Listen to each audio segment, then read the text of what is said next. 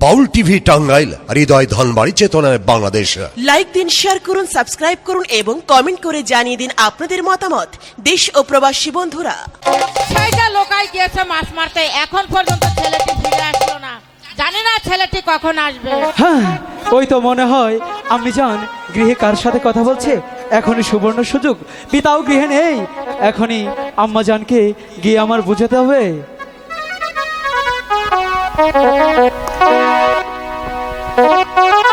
এই বাপি, তোমার মুখটা এত মলিন দেখছি। না, কোথায়? তুমি কারোর সঙ্গে ঝগড়া করেছো? না, আমি কারোর সাথে কোনো ঝগড়া করিনি। তাহলে তোমাকে কেউ মেরেছে? আমাকে কেউ মারেনি। আমি জান। হ্যাঁ বলো। ওরে লুকাই, হ্যাঁ, আছে তোর সত্য কথা বলার সময় রে লুকাই। তুই যদি মার কাছে সত্য কথাটি না বলতে পারিস, মা কি করে জানবে? তুই বলে দে না, আমি তো আছি। বলবো? হ্যাঁ বল।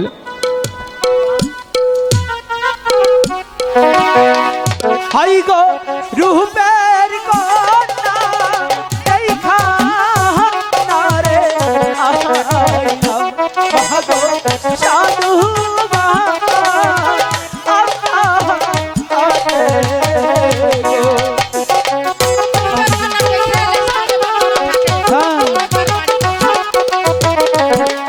ওরে লুকাই, তুই বলে যা, বলে যা। আমি তো বলবো।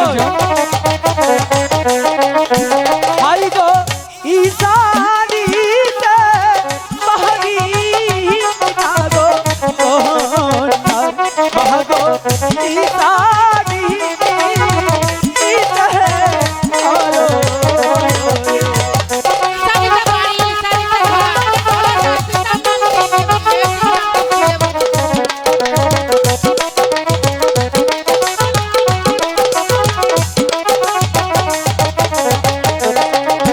হাই গো পিতার নামটি সাইব ওরে রাজা ভাগো তাহার নাম আমতে তুলা।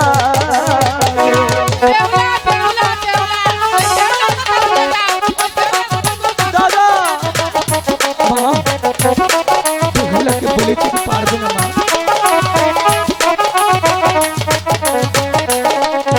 হাই গো তারে যদি চাহবা আমার ভাগো আসব না। ভাগো আমি যদি বেহুলাকে যাবাই মা, দাদা আমি আমার জীবনে রাখবো না। দাদা তুই বল আমাকে বুঝিয়ে দাদা। আমি জান, হ্যাঁ বলো। আমি তো তোমার বড় সন্তান, তাই না? হ্যাঁ। আমি আর লুকাই গিয়েছিলাম বসিবাইতে সানেবান্দার ঘাটে। সেখানে এক সুন্দরী রমণী, সাথে ছিল তার আরো দুটি দাসী। বসিবাইতে বাইতে এক সময় তাদের সাথে এমন কলসিটা ভেঙে ফেলেছিলাম। সেই কলসিটা গড়িয়ে দেওয়ার পরে আমার ছোট ভাই লুকাই বেহুলার প্রেমে আবদ্ধ হয়ে পড়ে। আর সে হচ্ছে তোমাদের পুরাতন শত্রু ছাইমন সদাগরের কন্যা। মাগো, আমি যদি ভুল করে থাকি তাহলে তুমি আমাকে ক্ষমা করে দিও। না রে, ধৈর্য ধর। তবু মা, তুমি আমার ভাইয়ের ভালোবাসাটা মেনে নাও। দাদা, ঠিক আছে। দাদা তুই আমাকে এতটা ভালোবাসিস? ওরে লুকাই, আমি তোকে যে আমি কুলে পিঠে করে মানুষ করেছি রে, তোর আঘাত তো আমি সহ্য করতে পারি না। দাদা, মাগো, তুমি বাবাকে বলে আজ তুমি ঘটক পাঠাও। আর যদি তুমি ঘটক না পাঠাও, তাহলে আমি আর লুকাই এই বাড়ি ছেড়ে চিরদিনের জন্য না। চলে যাব। না, ঠিক আছে, তোমরা খেয়ে দিয়ে বিশ্রাম নাও। আমি তোমার বাবার সঙ্গে সবকিছু খুলে বলছি। ঠিক আছে, চলো লুকাই। দাদা ঠিক আছে, আমি যান, তাহলে আমি গেলাম। এ না হলে আমার সোনা আমি যান, তাহলে বিদায় মা। ঠিক আছে, বিদায়। যাও। মা, আমি তোমাকে চুমু খাবো সেই দিন, যেই দিন বেহুলা বধূ হয়ে আসবে এই বাড়িতে। যেই দিন আগো মা, ঠিক আছে। ও গো মা, আমারে বানাইলে তুমি দিওয়ানা। আগো মা, ও গো মা, আমারে বানাইলে তুমি দিওয়ানা। না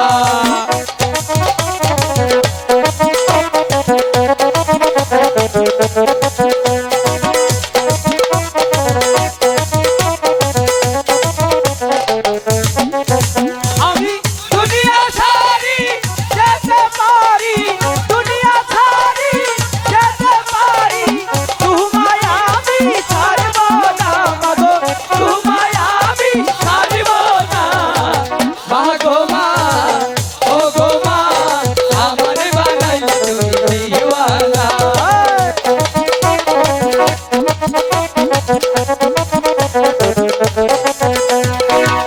দাদা ও তাহলে চলো, আমাদের কাজ তো হাসিল হয়ে গেছে, এখানে আর বেশিক্ষণ থাকা যাবে না। চল। হ্যাঁ তাই চলো।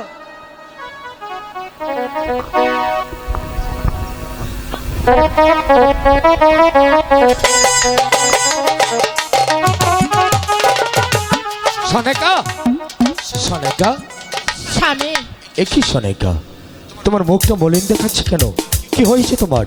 স্বামী আপনাকে বলতে যে আমার খুব ভয় হচ্ছে স্বামী। এমনই কি কথা সনেকা যে আমার কাছে বলতে তোমার ভয় হচ্ছে? আমি তোমাকে অভয় দান করছি, নির্ভয় খুলে বলো কি হয়েছে।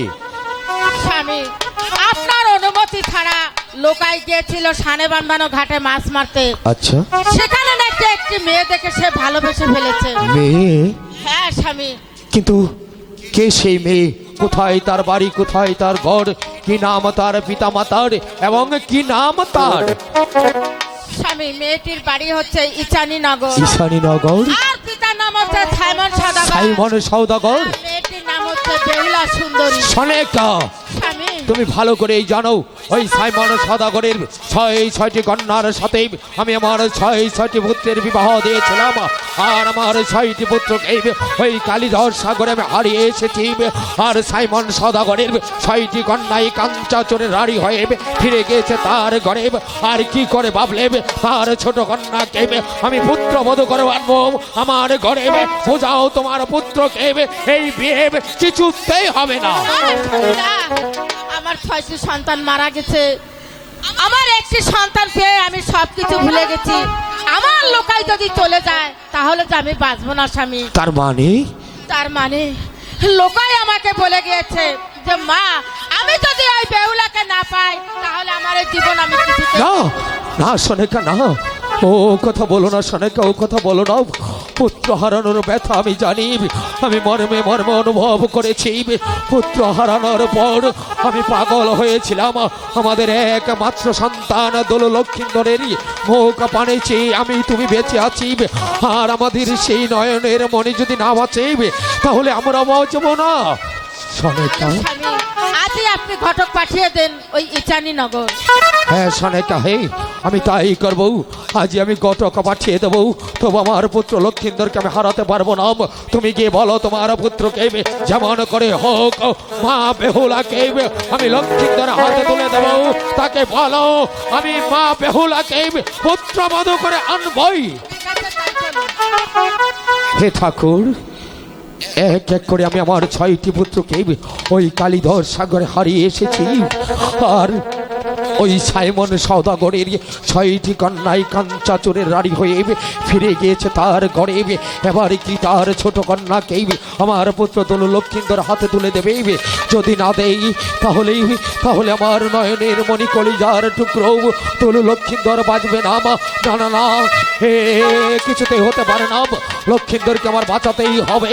তাই আজ আমি ঘটক পাঠিয়ে দেবো ওই ঈশানীনগর সাইমন সওদাগরের বাড়িতে। যেমন করে হোক সাইমন সওদাগরের ছোট কন্যা মা বেহুলাকে আমি পুত্রবধূ করে আনবই। এই যে আছিস, ঘটক মহাশয়কে পাঠিয়ে দে। সওদাগর মশাই নমস্কার। নমস্কার, বলেন কেমন আছেন? কিসের জন্য ডাকছেন আমাকে? কেমন আছেন আপনি? আমি খুব ভালো আছি। জানি আপনি ভালো আছেন। ঘটক মহাশয়, আপনি আমার পুরানো ঘটক, অতি পরিচিত লোক। আপনাকে দিয়ে আমি আমার 6টি পুত্রের বিবাহ দিয়েছিলাম। ভাগ্যের কি নির্মম পরিহাস, আমি আমার 6টি মানিককে ওই দক্ষিণ কালীধর সাগরে হারিয়ে এসেছি। আর এদিকে দেখতে দেখতে আমার ছোট পুত্র দোল লক্ষিন্দর বেশ বড় হয়ে উঠেছে, বিবাহযোগ্য হয়ে উঠেছে। তাই আমি মনে মনে মনস্থির করেছি লক্ষিন্দরকে বিবাহ দেব। কিন্তু এই বিয়েটি অতি সহজ জানেন। আমার পুত্র লক্ষিন্দর নিজেই কন্যা পছন্দ করেছে। মার হবা আপনি বলেন কন্যাটি কে, তাই তো? কে? হ্যাঁ, কন্যাটি হচ্ছে আমার পুরানো এই সাইমন সওদাগরের ছোট কন্যা মা বেহুলা। সদাগর মশাই, আপনার ছেলের ফার্স্ট ক্লাস পছন্দ। তাই নাকি? মেয়েরা চাঁদের মতো, সত্যি বলছেন? দেখতেও অপূর্ব। আপনি দেখেছেন তাকে? আমি অবশ্যই দেখেছি মেয়েটাকে। তাহলে আমার পুত্রের পছন্দ আছে বলতে হবে। পছন্দ আছে অবশ্যই। তাহলে আর বিলম্ব না করি আজই আপনি চলে যাবেন এই সানিনগর সাইমন সওদাগরের বাড়িতে। আমার পুত্র দোল লক্ষিন্দরের বিবাহের পয়গাম নিয়ে যেমন করে হোক এই বিবাহ কিন্তু হতেই হবে। অবশ্যই। আমি বলাই গত কোনোদিন হারি নাই, ইদেরকে বিয়েটা হবে হবে হবে। আমি জানি আপনি কোনোদিন কোনো কাজে হেরে যাননি, কিন্তু ঘটক মহাশয় বলেন। আপনাকে আমি আরো একটি কথা বলে যাচ্ছি। বলেন। আমার পুত্র দোল লক্ষিন্দর বেহুলাকে মনে প্রাণে ভালোবাসে। সে তার মায়ের কাছে বলেছে বেহুলাকে যদি না পায় তাহলে সে প্রাণে বাজবে না। আর আপনি তো জানেন একমাত্র লক্ষিন্দরের মুখ বানিয়েছি আমি বেঁচে আছি। আমার পুত্র লক্ষিন্দর যদি না বাঁচে তাহলে আমিও বাজব না। তাই আপনাকে বলছি যেমন করে হোক ছলে বলে বলে কৌশলে আমি মা বেহুলাকে আমার পুত্র লক্ষিন্দরের বধূ হিসাবে দেখতে চাই। আর যদি আপনি পারেন তাহলে আমি চাঁদ সওদাগর আপনাকে দেব বহুত বহুত এনাম। আর যদি না পারেন তাহলে মনে রাখবেন আপনি আমার পুরানো ঘটক বলে আমি আপনাকে কিছুতেই ক্ষমা করব না। ভগবান রক্ষা করো, কোনোদিন হেরি না আর হেরবো না।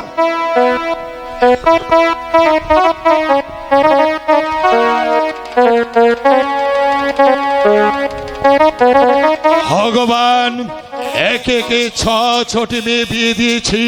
আমি চাঁদ সদাগরের বাড়ি কাঞ্চা চুলে নাড়ি হয়ে ফিরে এসেছে আমার বাড়ি। দেখতে দেখতে আমার একটি মেয়ে মা বেহুলা বিয়ের যোগ্য হয়েছে। তুমি তার একটু স্বামী মিলিয়ে দাও ভগবান, তুমি তার একটা বর মিলিয়ে দাও ঠাকুর। সদাগর মশাই বাড়িতে আছেন না? কার কণ্ঠস্বর?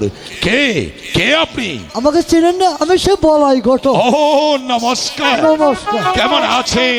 ভালো আছি। কি মনে করে আমার বাড়িতে? শুভ সংবাদ। শুভ সংবাদ? আপনার বেহুলার বিয়ের পাইগাম নিয়ে আসছি। ভগবান ঠাকুর তুমি আমার মুখ খুলে চেয়েছ। কোথায় বাড়ি, কোথায় ঘর, কে বা তার নাম, কে তার পিতার নাম? অবশ্যই আপনি পছন্দ হবে সদাগর মশাই। বলুন। পোলা চাঁদের মতন, বলে চাঁদের মতো, পূজারী নগর ঘর, অজানিনগর ঘর, আর সদাগর চাঁদের সদাগর, চাঁদের সদাগর।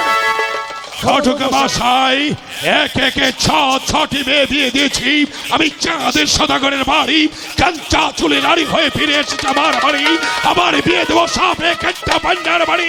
বেরিয়ে যান, বেরিয়ে যান। সদাগর মশাই উপজেলার কথা বলতাম। বলুন। 6 মেয়ে আরি হয়ে আমরা ঘরে আসছি।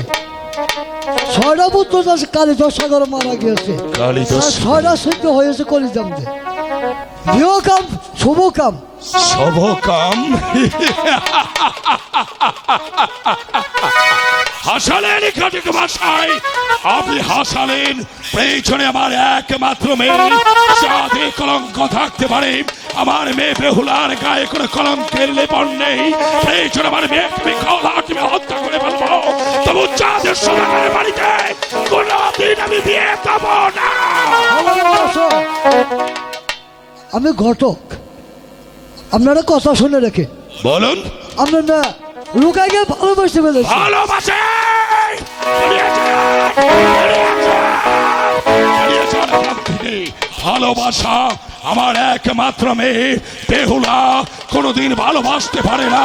ভগবানের ঠাকুর তুমি আমার সহায় থেকো। পেছনে আমার একমাত্র মেয়েকে আমি গলা তুমি হত্যা করে ফেলবো। তবু সাপে কাঞ্চা পান্ডার বাড়িতে আমি কিছুতেই বিয়ে দেবো না, কিছুতেই না।